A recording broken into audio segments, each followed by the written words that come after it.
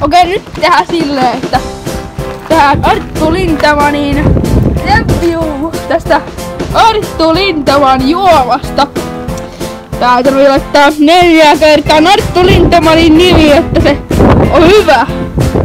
Siinä on itse Arttu. Ja sitten kun te huomaatte, niin se mun pullosta tulee makuainto mukana, niin kai saa olla siellä sitten.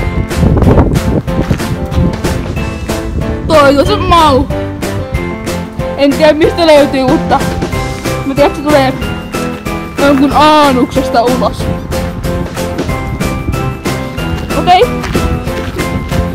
Sitten tehdään pieni testi juomasta.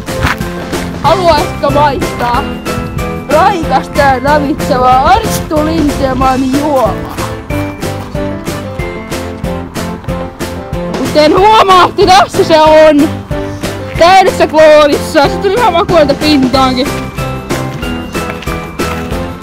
Mäpä maistin tätä nyt, mä haluan sitä mun naamaa.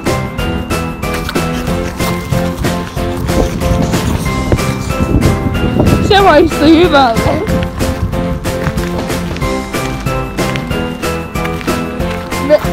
Mitä tehdään meidän elävällä?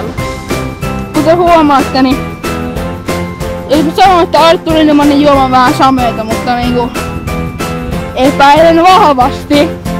Musta on tosi paskatonta.